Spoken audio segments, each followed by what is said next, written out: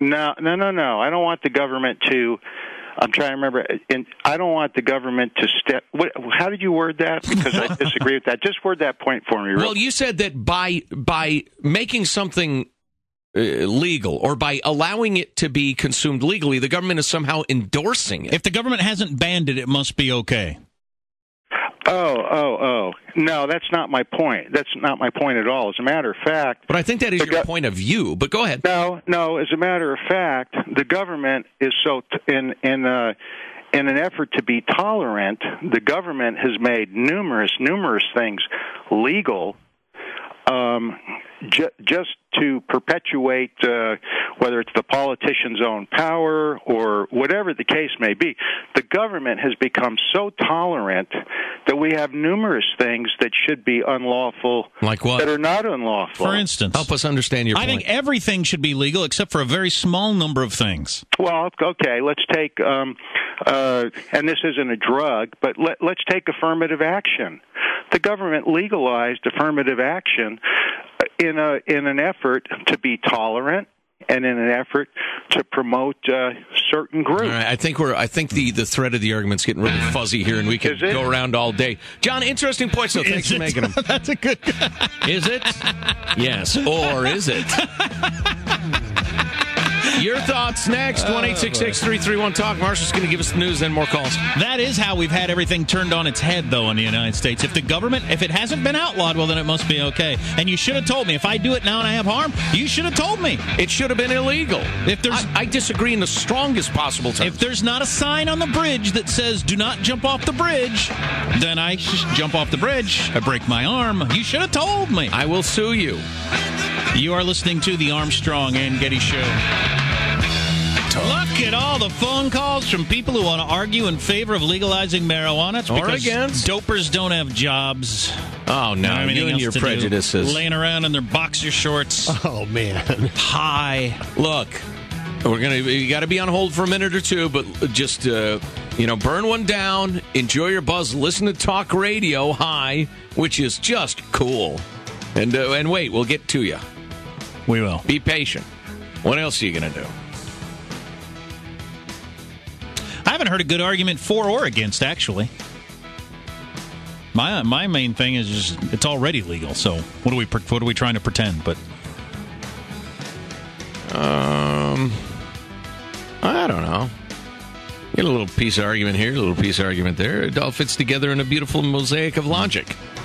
A mosaic of logic. That's right. Let's get the news now with Marshall Phillips. Well, it is the final piece of his health care overhaul plan, and President Obama's just signed it into law. It's a fix-it law, he says. The changes will increase tax credits for middle-class families and small businesses to help pay for health insurance, and apparently there's some more money for seniors to cover their medical bills. I think it's going to be interesting to follow the polling over this over the years, because right now it's more against than for.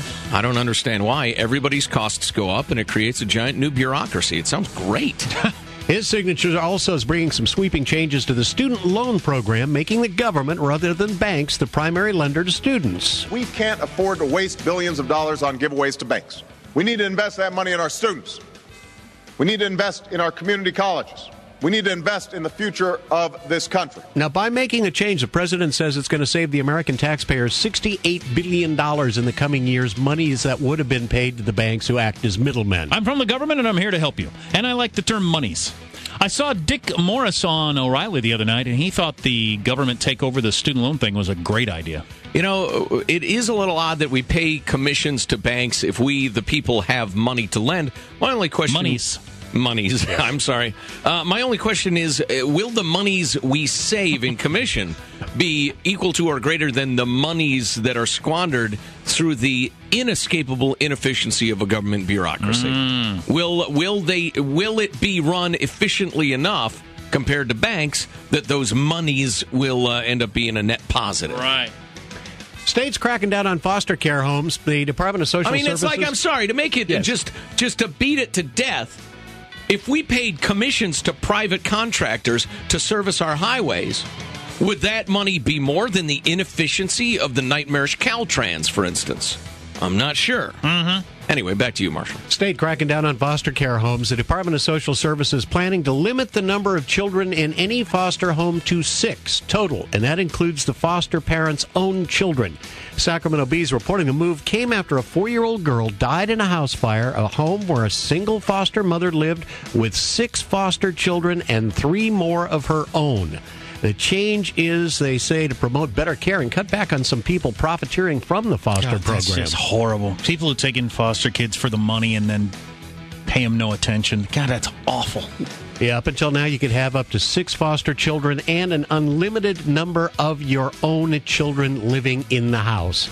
And nearly a fifth of spouses admit checking their partner's emails or text messages, according to a new study. 8% of men, 14% of women. Ellen Helsper, who led the study, said one of the surprising findings was that surveillance was undertaken more often by wives than husbands. That's interesting. I've never done that. I've never checked my wife's email or texts. It seems that women like to check these things out when they feel their relationship is threatened. A la Tiger Woods' wife. Check all you want, honey. Our relationship is threatened by a man named Samuel, who's standing in between us, spending any time together. Very small, very vociferous young man, right? Yes. All right, and if you hadn't heard...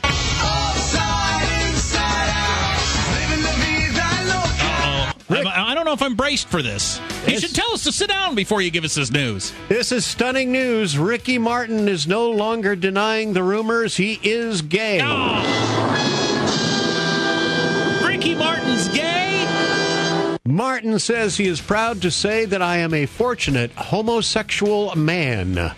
Martin, who is turning 38 years old, says he decided to come out after working on his memoirs helped him realize he could no longer keep secrets. My favorite quote from his website is, "To keep living as I did until today would be to indirectly diminish the glow that my kids were born with." Wow, indirect glow diminishment. It's a sin no matter who you are. What the hell does that mean? Yeah. I mean, can you imagine doing that to your child?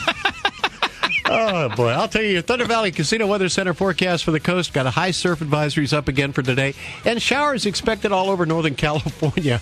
That's your news. I'm Marshall Phillips in the Armstrong and Getty Show. Oh, boy, the old IDG, the indirect glow diminishment. It's abuse in my mind. If you're an older stoner, throw on some Floyd. You're a younger stoner, maybe some Radiohead. If you're a really young stoner, I don't know what you listen to, but wait, we'll take your calls in a minute. We're going to decide one way or the other by the end of the hour, do we legalize the evil weed or not? Actually, we've had as many calls for people who want to keep it illegal. Yeah, that's true. As people who want to legalize it. We'd love to take those calls, too. 1-866-331-TALK. That's coming up next. You're listening to the Armstrong and Getty Show. And watching on the Bay Area's TV 50.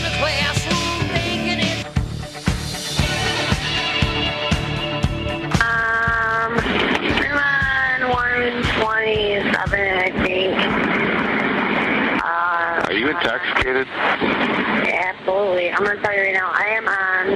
Are you driving? Yeah. You know what, though, hon? I would not have called you unless I was concerned with myself. I know, and I was concerned about you, and I tried to get you to pull over. One of the stranger modern trends, women calling 911 to report themselves driving drunk, continues. Mm-hmm. That's a handful of those lately. I'm drunk, I'm driving, I feel I'm a danger. And the 911 operator always says, pull over. Okay. Now what? Wait for the cops. Okay. All right, I will. Stop driving. You know, going to be a lot of that when they legalize marijuana. Am I a scofflaw? I'm not ready for the transition yet. Hang on. Okay. Would I be seen as somehow encouraging drunk driving if I were to say, ladies, pull over, take the keys out of the car, and walk home? Don't call 911 on yourself, you drunk moron. That is an interesting phenomenon. I don't know that you have to get the law involved. You've broken the law. You've been incredibly unwise. You've put yourself and others in danger, but park the car and get the hell home. Or don't walk home. Call your honey.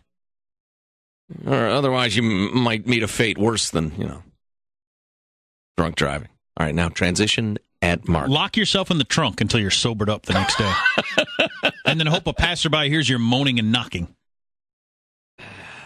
And doesn't think you're a bale of marijuana. I don't know. In November, we're going to get to vote for whether or not we think marijuana ought to be legalized. It's going to pass would be my guess. I could be wrong. But my guess is it's going to pass, and it's going to be legal. And then I don't know how that's going to fit in with the federal government. I don't know how that's going to work. All right.